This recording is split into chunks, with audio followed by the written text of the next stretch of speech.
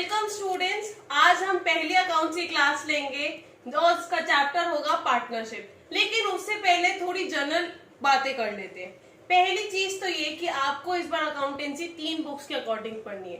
पहली बुक में हम पार्टनरशिप के बारे में पढ़ेंगे और दूसरी बुक में हम कंपनी के अकाउंट्स पढ़ेंगे और जो तीसरी बुक होगी उसमें फाइनेंशियल स्टेटमेंट की एनालिसिस के ऊपर पढ़ेंगे, जैसे कि कैश फ्लो, रेशियोज और कैसे हमारे फाइनेंशियल स्टेटमेंट्स बनाए जाते हैं, उनका एनालिसिस कैसे किया जाता है, वो सब पढ़ेंगे। अब पार्टनरशिप में हम क्या पढ़ेंगे? पार्टनरशिप में हम पढ़ेंगे कि प्रॉफिट्स और शेयरिंग रेशियोज जो होते हैं वो कैसे निकाले जाते हैं अगर चेंज हो जाए पार्टनर्स, एडमिशन हो जाए पार्टनर का, रिटायरमेंट हो जाए पार्टनर का, डेथ हो जाए पार्टनर के, या फिर पार्टनरशिप जो है वो डिसॉल्व हो जाए। काफी वेरियस टर्म्स पढ़ रहे होगे, आप नए सुन रहे होगे, जैसे कि एडमिशन, रिटायरमेंट, डेथ और डिसोल्यूशन। एडमिशन का मतलब तो पता चल रहा है, स्कूल में हम नए स्कूल में जाते हैं, वहां पे हम एडमिशन लेते हैं। सिमिलरली जब कोई नया पार्टनर पार्टनरशिप में आता है तो उसको एडमिशन कहते हैं। ऐसी रिटायरमेंट जब कोई नया, जो हमारा पुराना पार्टनर है वो हमारी पार्टनरशिप फर्म से जा रहा हो।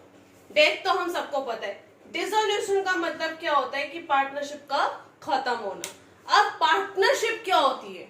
एडमिशन हो गया, रिटायरमेंट हो गया, पार्टनरशिप क्या होती है? सबसे पहले पार्टनरशिप एक्ट 1932 जो आया था वो जितनी भी पार्टनरशिप है उनको रेगुलेट करने के लिए आया था। पार्टनरशिप का मतलब होता है it is the relation between the partners who agree to share profits of a business carried on by all or acting them for all।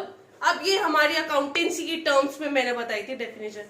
बस इतना याद रख लो कि पार्टनरशिप का मतलब होता है कि पार्टनर्स के बीच का रिलेशन जो कि प्रॉफिट शेयर्स करना चाहते हैं बिजनेस के। अब बिजनेस एक बंदा चलाए या सारे पार्टनर्स चलाए मैटर नहीं करता। फिर पार्टनर्स का मतलब कि जो भाई बिजनेस कर रहे हैं वही तो सारे पार्टनर्स होंगे, लेकिन यहाँ पार्टनर्स का मतलब है 2 या 2 से ज्यादा, तभी आपकी पार्टनरशिप बनेगी। एक चीज और, अगर पार्टनरशिप जो है वो आपकी इसमें रजिस्टर्ड है तो भी वो लीगल है, और अगर वो इसमें रजिस्टर्ड नहीं है, इसमें मतलब पार्टनरशिप एक्ट में रजिस्टर्ड नहीं है, तो भी वो लीगल है। डिफरेंस क्या है दोनों में? डिफरेंस ये है कि जो यहाँ पे रजिस्टर्ड नहीं है, यानी कि पार्टनरशिप एक्ट में जो रजिस्टर्ड नहीं है वो फाइल नहीं कर सकती कोई केस, लेकिन जो रजिस्टर्ड है वो केस फाइल कर सकती है। यानी कि पार्टनरशिप को केस फाइल करने के लिए पार्टनरशिप एक्ट 1932 में रजिस्टर होना कंपलसरी होता है। और पता है वो केस का अमाउंट कितना होना है? 100 रुपीज से ज्यादा। अब लोग सोच रहे होंगे कि 100 रुपए से ज्यादा के लिए केस के रजिस्टर करना पड़ेगा। अब भाई लॉ है तो मानना पड़ेगा कि 100 रुपीज से ज्यादा अगर आपका कोई केस है तो आपको पार्टनरशिप एक्ट में अपने आप को रजिस्टर कराना कंपलसरी होगा। फिर यहाँ पे एक नया वर्ड है पार्टनरशिप डीड। अब जो भी पार्टनरशिप में आते हैं वो कुछ टर्म्स एंड कंडीशंस बनाते हैं। अगर आपने देखा हो, जब हम मॉल वगैरह में भी जाते हैं और बिलिंग वगैरह कराते हैं तो बिल के पीछे टर्म्स एंड कंडीशंस गिवन होते हैं ना। उसका मतलब होता है कि अगर चेंजिंग है या आपको कोई वापस रिटर्न करना है तो इस कंडीशंस के बेसिस पे होगा। ऐसे ही पार्टनरशिप में जो लोग आते हैं वो कुछ टर्म्स एंड कंडीशंस डिसाइड करते हैं अपने लिए। वो टर्म्स एंड कंडीशंस लिखी होती हैं पार्टनरशिप डीड में। लेकिन अगर ये पार्टनरशिप डीड नहीं है फिर क्या होगा?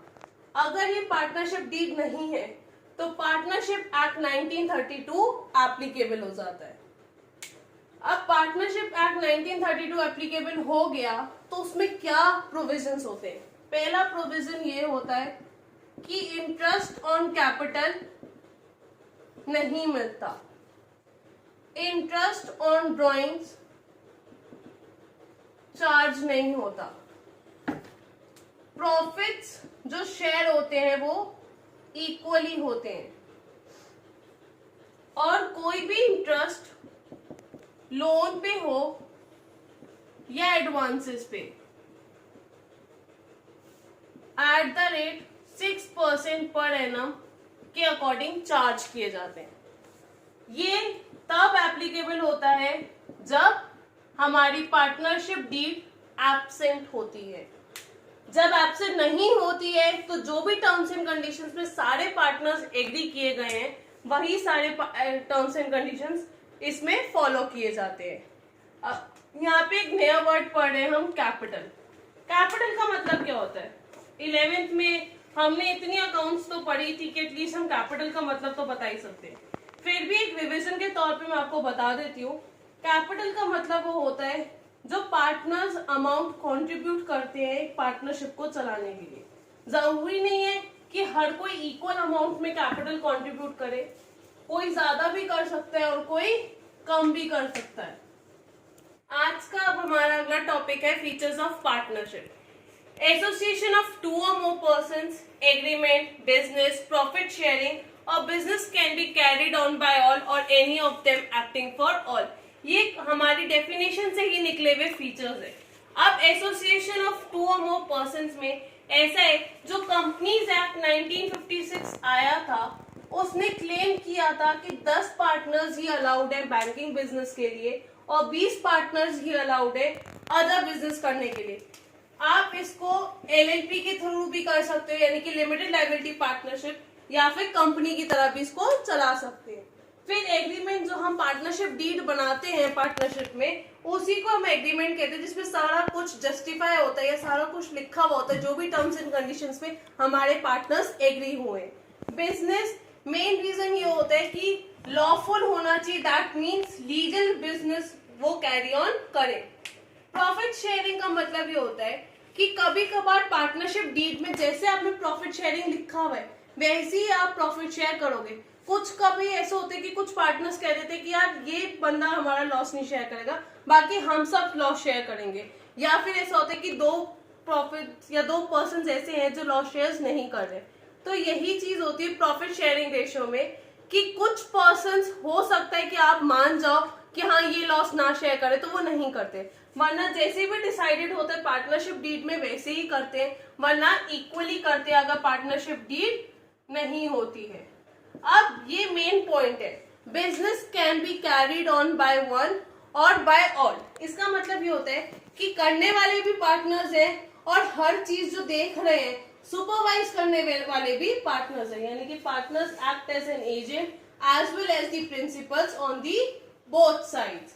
एक बार देख लो, फिर नेक्स्ट टॉपिक या फिर लास्ट टॉपिक हम अपना शुरू करेंगे। अब प्रैक्टिकल पोर्शन पे बढ़ने से पहले कुछ प्रोविजंस हम पढ़ लेते हैं जो कि इम्पोर्टेंट है। सेक्शन 30 में एडमिशन ऑफ अ माइनर, इसका मतलब ये है कि ऐसा लिखा गया या तो पार्टनर्स के एग्रीमेंट के थ्रू या फिर कोई एक्सप्रेस्ड एग्रीमेंट जो बनाया है पार्टनर ने उसके एग्रीमेंट के थ्रू एडमिशन हो सकता है माइनर का। सिमिलरली ऐसा है कि अगर पार्टनर सारे एग्री करते हैं, वो बोलते हैं कि हम एग्री करते हैं, या फिर उन्होंने एक्सप्रेस्ड एग्रीमेंट दिया है एक्सप्रेस्ड एग्रीमेंट दिया सारे पार्टनर्स ने कि हाँ हम माइनर को एडमिट कर सकते हैं, हाँ हम पार्टनर को एडमिट कर सकते हैं, तो वो पार्टनर या वो माइनर इजीली पार्टनरशिप में एंटर कर सकता है। Similarly retirement of a partner में, इसमें भी यही सेम केस है, या तो सारे पार्टनर्स की सहमति से या फिर एक एक्सप्रेस्ड एग्रीमेंट से रिटायरमेंट हो सकता है एक पार्टनर का। Similarly dissolution in case of death, इसमें ऐसा होता है कि कोई भी पार्टनरशिप को खत्म होने से पहले सारे पार्टनर्स का एग्री होना बहुत जरूरी है। लेकिन इसमें एक प्रोविजन उन्होंने और दे दिया कि अगर किसी पार्टनर की डेथ हो जाती है तो भी वो पार्टनरशिप डिसॉल्व हो सकती है। एक लास्ट चीज ये है कि रजिस्ट्रेशन करना, जो मैं आपको बता चुकी हूं कि रजिस्ट्रेशन करना पार्टनरशिप एक्ट 1932 में कंपलसरी नहीं होता है। वो आप करवा भी सकते हो, नहीं भी करवा सकते, लेकिन अगर आपको सूट फाइल करना है यानी कि केस फाइल करना है तो आपका रजिस्ट्रेशन होना कंपलसरी होता है। आज हमारी थ्योरी ऑलमोस्ट कंप्लीट हो गई है इस चैप्टर की, जैसे जैसे आती जाएगी वैसे वैसे कराती जाऊंगी, लेकिन कल से हम प्रॉपर प्रैक्टिकल पोर्शन पे ध्यान देंगे और जितने प्रोविजंस आज हमने पढ़े हैं उनके ऊपर क्वेश्चंस भी ट्राई करके देखेंगे। That's all for today. Thanks for watching. Do share, like and subscribe the video. Thank you.